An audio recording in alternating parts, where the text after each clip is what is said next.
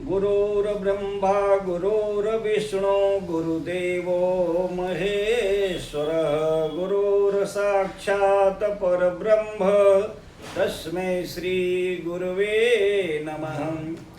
भक्तजनों, मेरा नाम ब्रजभूषण आर उपाध्याय, ज्योतिषाचार्य, यज्ञाचार्य, वास्तुशास्त्र विशेषज्ञ। भक्तजनों, कल बट पूर्णिमा थी। 29 जून 2026 दिन सोमवार को बट पूर्णिमा था।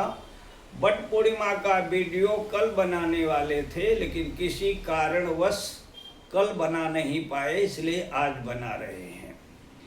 बट पूर्णिमा क्यों मनाई जाती है, इसके बारे में आज हम सभी भक्त लोग संपूर्ण जानकारी प्राप्त करेंगे। राजा अश्वपति को कोई संतान नहीं थी।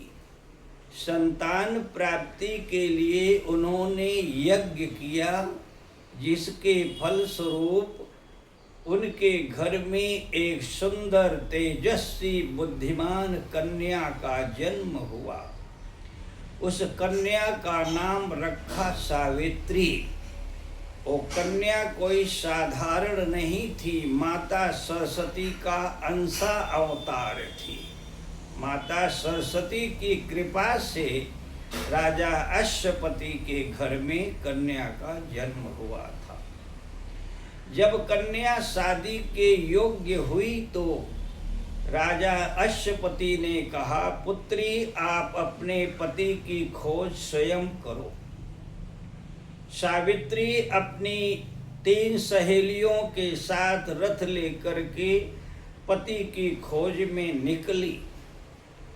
जंगल, पहाड़, गांव, नगर घूमते हुए जहाँ जहाँ ऋषियों का आश्रम पड़ता था, ऋषियों का आशीर्वाद लेती, सत्संग सुनती और पति की खोज में जा रही थी। जंगल में उसे सत्यवान नाम का व्यक्ति मिला, जो लकड़ी काट रहा था।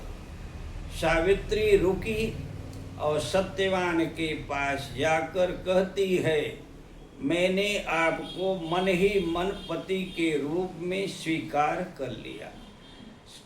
सत्यवान बोलते हैं, मेरे माता पिता अंधे हैं, मैं जंगल में रहता हूँ, लकड़ी काट कर बेच कर अपना जीविका चलाता हूँ।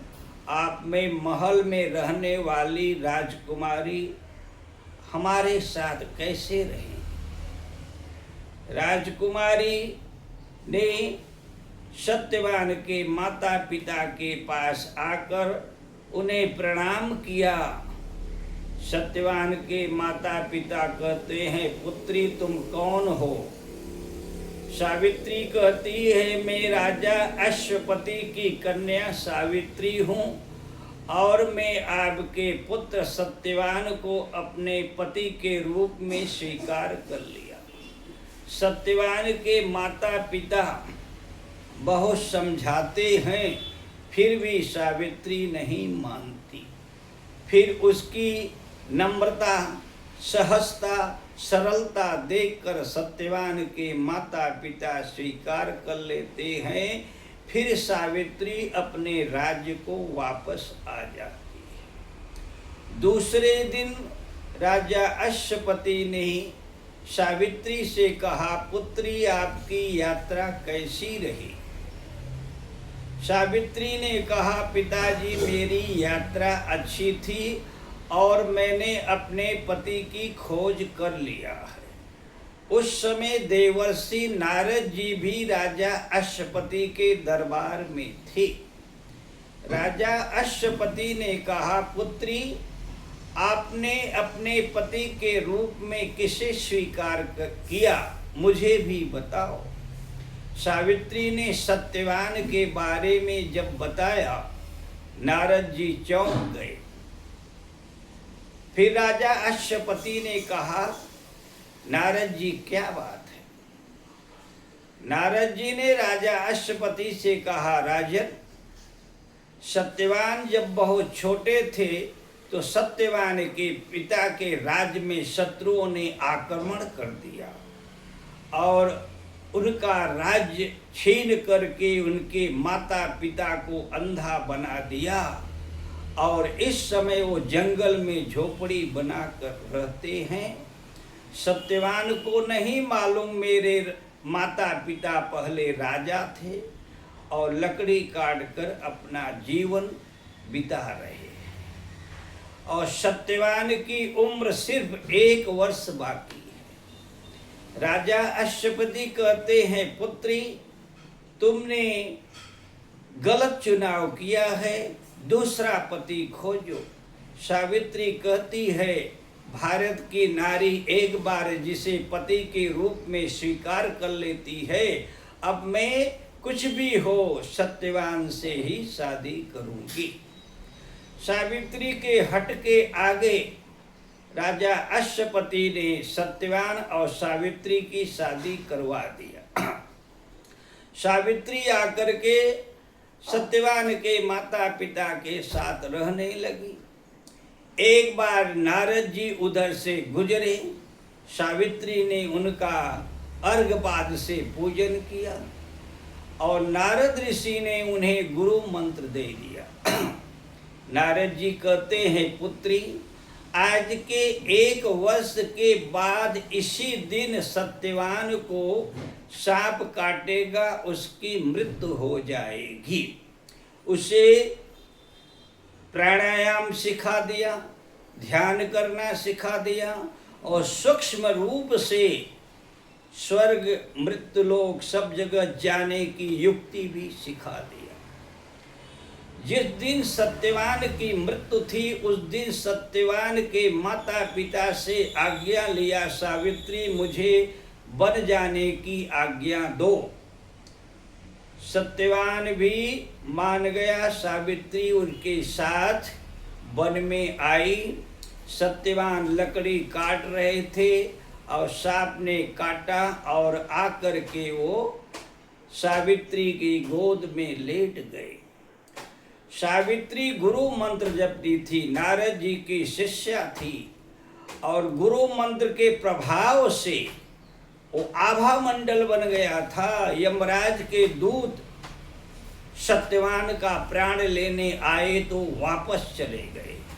स्वयं यमराज जब आते हैं सत्यवान का प्राण लेने के लिए और वो भी आभा मंडल तक प्रवेश नहीं कर पाते थे। यमराज ने कहा, पुत्री मुझे अपना काम करने दो, हमारे काम में विघ्न मत डालो। सावित्री ने यमराज की आज्ञा का उल्लंघन नहीं किया। जब यमराज सत्यवान का प्राण लेकर यमपुरी जा रहे थे, सावित्री भी अपना शरीर सत्यवान का शरीर छोड़कर सूक्ष्म शरीर से यमपुरी को जाने लगी। यमराज ने मुड़कर देखा, पुत्री तू क्यों आ रही है, वरदान मांग लो, वापस चली जाओ। सत्यवान के प्राण के अलावा कुछ भी मांगो। सावित्री ने पहले वरदान में अपने सास ससुर की आंख मांगा, दूसरे वरदान में खोया हुआ राज्य मांगा, तीसरे वरदान में सत्यवान से 100 यशस्वी बुद्धिमान पुत्र मांगा और यमराज ने तथास्तु कह दिया। फिर भी सावित्री यमराज के पीछे पीछे जाने लगी। यमराज कहते हैं, पुत्री मैंने सब कुछ दे दिया, यमपुरी आने वाला है, यमपुरी में आप प्रवेश नहीं कर सकती। सावित्री कहती है, प्रभु आपने मुझे 100 पुत्र होने का वरदान दिया है और जब मेरे पति को लेकर जा रहे हैं तो मुझे पुत्र कहाँ से हो गया। यमराज ने सावित्री के आगे हाथ जोड़ लिया, पुत्री तुम धन्य हो, तुम्हारे गुरु नारद ऋषि भी धन्य हैं।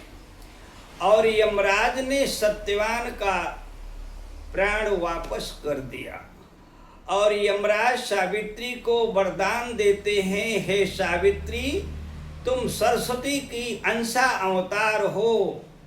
सत्यवान और सावित्री की गाथा युगों युगों तक लोग गाते रहेंगे। फिर सावित्री आई और बट वृक्ष के नीचे अपना शरीर और सत्यवान का शरीर छोड़कर सूक्ष्म रूप से यमपुरी में गई थी और अपने शरीर में प्रवेश किया सावित्री, और सत्यवान भी जीवित हो गए। उसी समय रथ आता है सत्यवान के माता पिता का। फिर सावित्री अपने राज्य में जाकर सुखपूर्वक जीवन व्यतीत कर रही किया। भक्तजनों, बट सावित्री क्यों मनाया जाता है कि बट वृक्ष के नीचे सत्यवान के प्राण वापस आए। इसलिए महिलाएं जो है जून महीने की बट सावित्री के दिन बट वृक्ष में कच्चा धागा लपेटती हैं, 108 परिक्रमा करती हैं अपने पति की आयु के लिए, और तभी से बट सावित्री व्रत मनाने जाने लगा। भक्तजनों, सावित्री ने नारी जाति को ये संदेश दिया है कि अगर समर्थ गुरु हों, आपका मनोबल प्राण बल अगर तेज है तो आपके सामने यमराज भी झुक जाते हैं। नारी से नर होत है, नारी नर की खान, नारी से पैदा हुए ध्रुव प्रहलाद महान। जय श्री राम।